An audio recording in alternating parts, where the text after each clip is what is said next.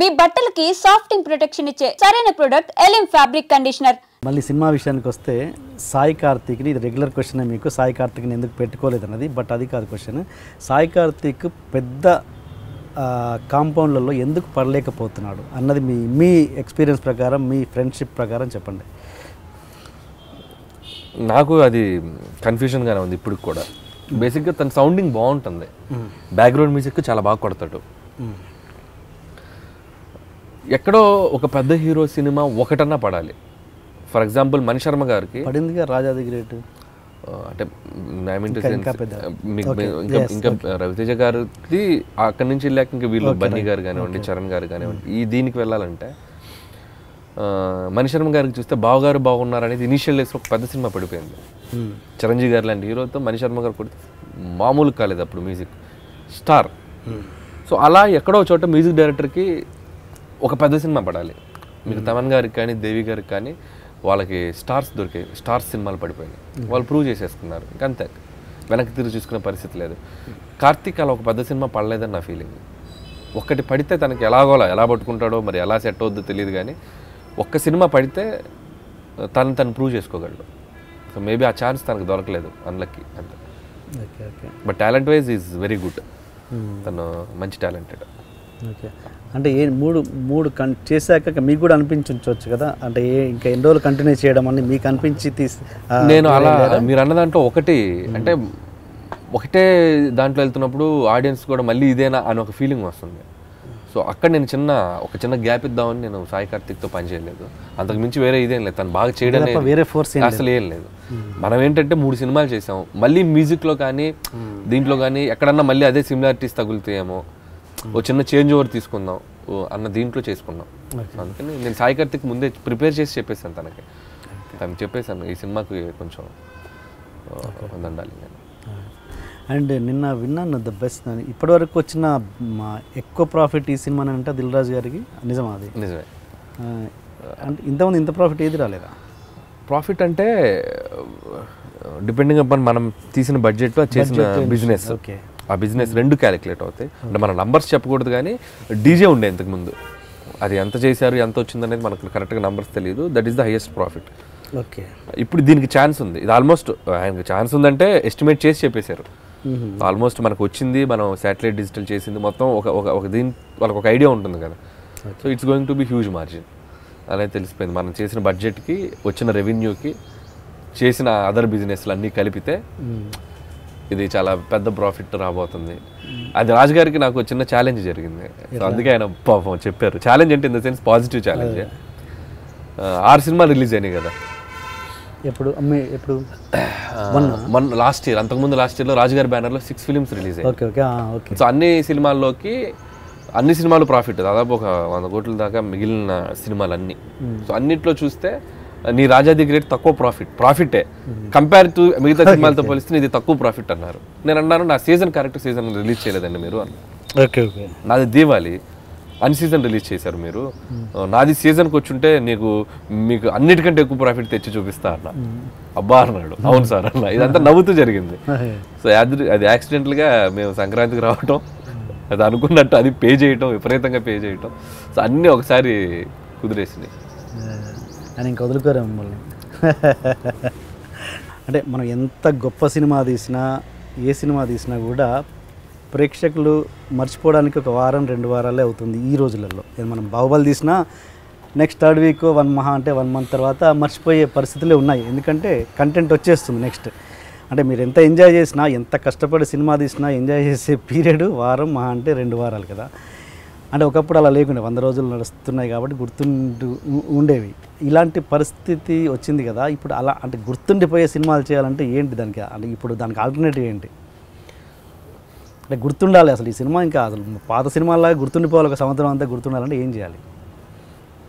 గుర్తుండిపోయే సినిమాలు అంటే సినిమాలు తీయట్లేదని కదా. బాహుబలి గొప్ప సినిమా కాదని ఎవరన్నా గారు, నేను అనేది అదే కాదు.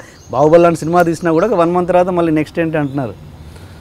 ఇంకా అది మీరు ఇప్పుడు ఒకప్పుడు సినిమాకి ఇప్పుడు సినిమాకి చాలా మార్పులు వచ్చేసినాయండి. ఒకప్పుడు సినిమా అనేది మనిషికి మన లైఫ్ స్టైల్లో చాలా ఇంపార్టెంట్ పాత్ర పోషించింది సినిమా.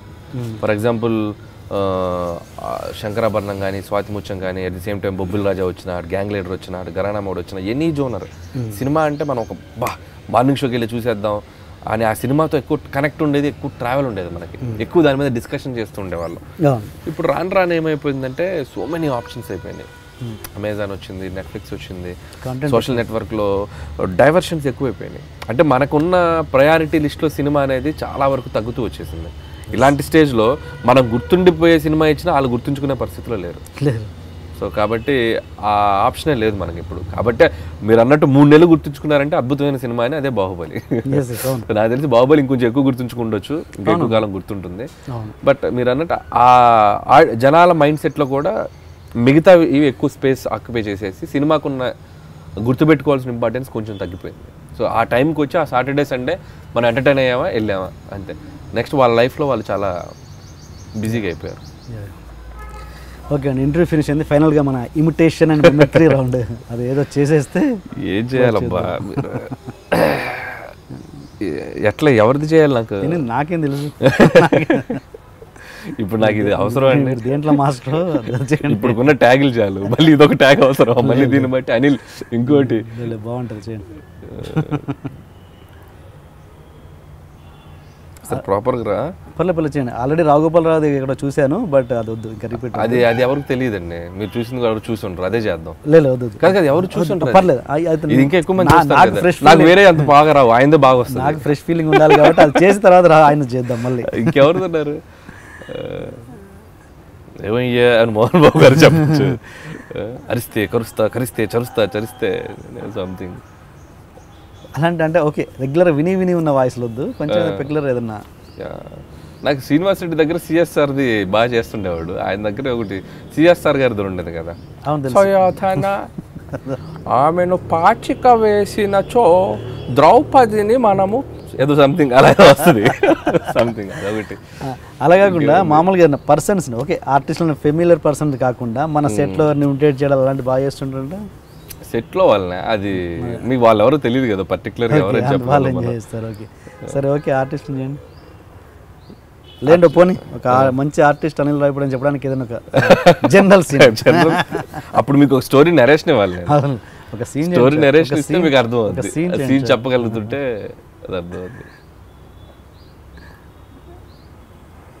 ఇంకేం తట్టట్లేదు ఏంది సెట్లో మామూలుగా స్క్రిప్ట్ డిస్కషన్ అప్పుడు హీరోకి కానీ హీరోయిన్ కానీ చెప్తున్నప్పుడు ఫుల్గా యాక్ట్ చేసే అరుపులేనా అట్లా? అంటే ఆ మీటర్ ఎంత ఉందో అంతే చెప్తాం.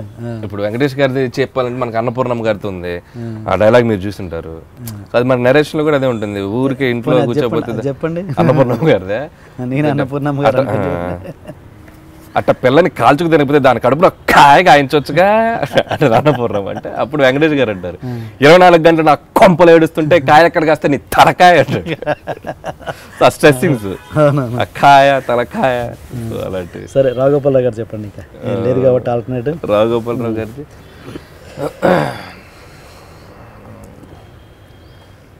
ఈస్ట్పురం మాస్టర్ గారి ఫస్ట్ సన్ను అతి కష్టమైన పరీక్షలో ఫస్ట్ వచ్చినందుకు తన ఇంటి పక్కన అతన్ని గెస్ట్గా పిలిస్తే చికెన్ రోస్ట్ బెస్ట్గా ఉందని సుష్టుగా పోంచేసి కాల్గేట్ పేస్ట్తో టూత్ పేస్ట్తో ఏదో సంథింగ్ తిని రెస్ట్ తీసుకున్నాడట.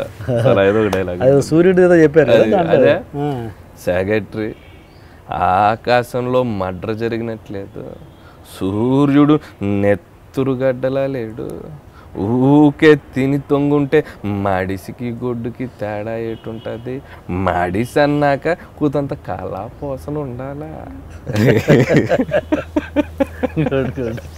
Very good. అవి నేను శ్రీదేవి పెళ్ళి అని చిన్నప్పుడు మిమిక్రీ క్యాసెట్స్ వచ్చాయి, ఆ మిమిక్రీ క్యాసెట్స్ వినేవాడిని బాగా. ఇది మనకి ఆ శ్రీదేవి పెళ్లి ఎంత హైలైట్ క్యాసెట్, శ్రీదేవికి పెళ్లి చేస్తే జితేంద్ర ఎత్తుకెళ్ళిపోతాడు అసలు, అది ట్విస్ట్, అది మీకు ఎంత ట్విస్ట్ అది గుర్తుందా? దానికి ఒక్కొక్కరి రావుగోపాలరావు అలో అలో అలో అని చెప్పి రిసీవ్ చేసుకుంటూ ఉంటాడు, అది నేను ఎన్ని 100 సార్లు విన్నాను. అక్కడ కొంచెం అలవాటు, చిన్న చిన్న వాయిస్ చేస్తూ ఉంటాను. మీరు ఎక్కువ అదర్ లాంగ్వేజ్ సినిమాలు ఏం చూస్తుంటారు, ఇంగ్లీషా కొరియనా లేదా ఏంటి? నేను హిందీ ఫిల్మ్స్ ఎక్కువ చూస్తాను, హిందీ ఎక్కువ చూస్తాను అన్నిట్లోకి. సో ఫస్ట్ నుంచి కూడా హిందీ ఫిల్మ్స్ ఎక్కువ చూస్తాను, తమిళ్ చూస్తాను, మలయాళం సెలెక్టివ్, ఏదైనా బాగుంది మనకి ఏదైనా కథకి హెల్ప్ అవుద్దంటే చూస్తాను. సో హిందీ తమిళ్ ఎక్కువ చూస్తాను. So after that English okay English